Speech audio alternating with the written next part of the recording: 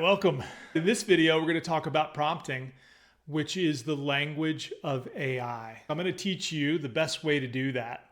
If you have the ability to prompt well, you're going to have the best results with AI. Let's get into what we call prompting. And as I mentioned, this is the language of AI. The great thing is ChatGPT and other AI assistants understand human-like language. It's like you're texting to your assistant. The better you do this, the better advantage you're going to take out of it. Let's talk about how you build and refine your prompts.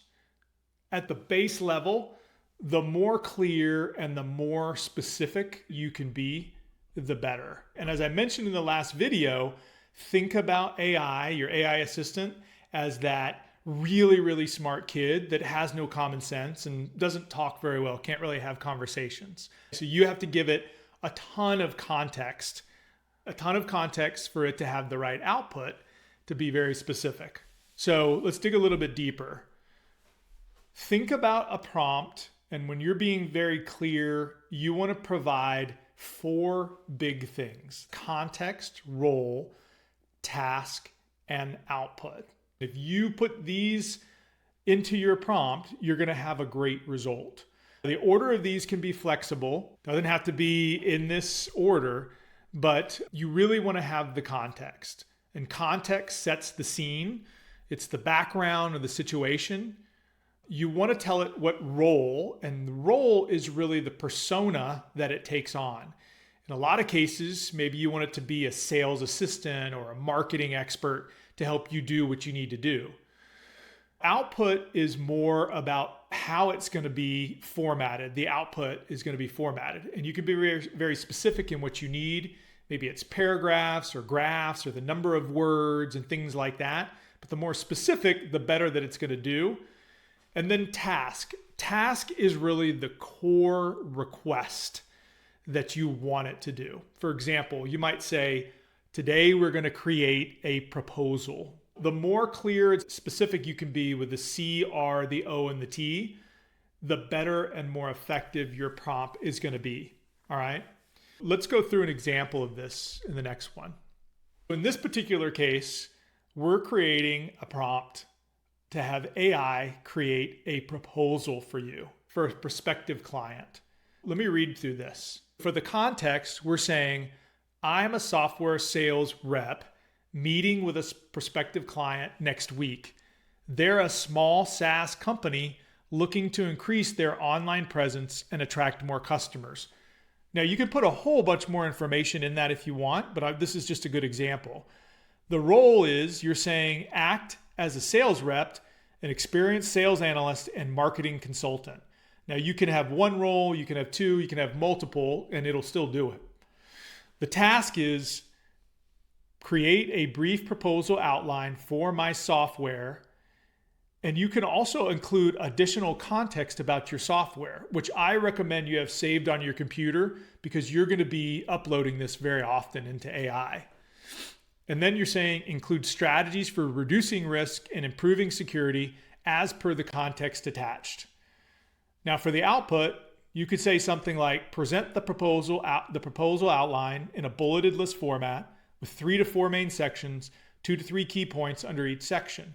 Now you can do that, or if you have a previous proposal that you've used before, you can upload that with your prompt and AI can quickly read through that and mimic that proposal. So it will create you a new proposal in the exact format of your previous proposal. It starts to get really easy if you have a lot of these documents saved and ready to upload with your prompt, which I highly recommend is that you do have that. It's easy to grab. Now look, smarter people also have created prompt frameworks. These prompt frameworks work in specific examples. So instead of you having to remember what to include around customer research, there's a prompt framework called the COIN framework, okay? I'll walk through how this works. But if you need to do customer research and you're not thinking about what you actually need, you could just tell AI, you could say, I'm researching a company, Technova Solutions.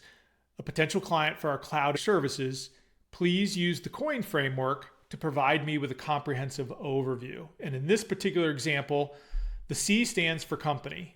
So it's going to tell you about the company. The O stands for the objectives. So it's going to tell you about current business objectives and challenges. It's going to read through corporate sites or any information that it might have in its large language model to provide you this answer. I is for industry. So it's going to summarize recent industry trends and help you to be really educated for this meeting. And then N stands for needs. Needs are going to be pain points that it can see, consider things like market position, industry trends. So this prompt framework just provides you a few things. Now, if you have other things that you typically want, go ahead and add them in.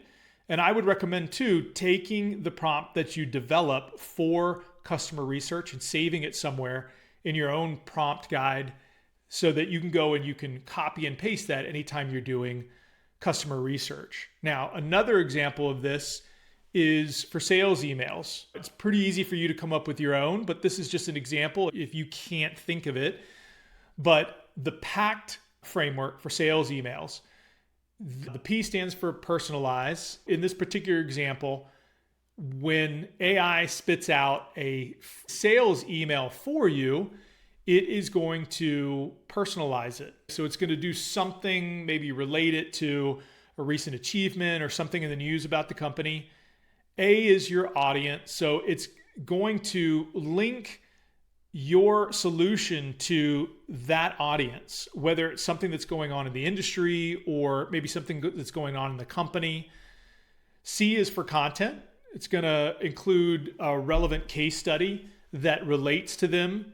T is related to tone. So how do you typically like to speak to a prospect, or if this is a cold email, what would you like that tone to be in so it's more likely to be responded to? And then something engaging, like you might have a call to action. Maybe it's a meeting that you want. So this PACT framework is going to work for you. It's going to save you thinking through an actual thorough prompt. And in this case, it's going to help you to remember exactly how to structure a great email for the use case. So that's the PACT framework for sales emails. Now, again, create your own prompt. You don't have to use these prompt frameworks, but makes it really simple. And I've created a cheat sheet that shows you how to use these. If you're not getting the results that you want from your prompts, think about using constraints. Think about being specific in the format of the response that you want.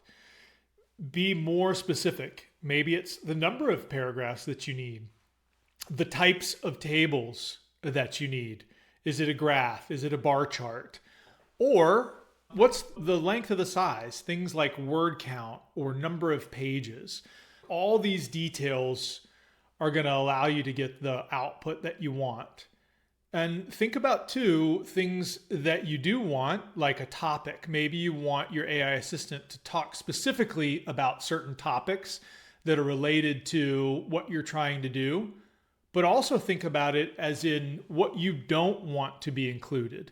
Think about maybe there are topics that you don't want to be included or things that you don't want in your response. Those are called negative prompts. You can tell it what you do want and what you don't want. And I guarantee you that if you have the C, the R, the O, and the T, as well as these constraints and more prompts, you're going to have a ton of success with this. And just to summarize this whole thing, just remember that you tell it what you need. It's the task at hand and information around that, and then the format of the output.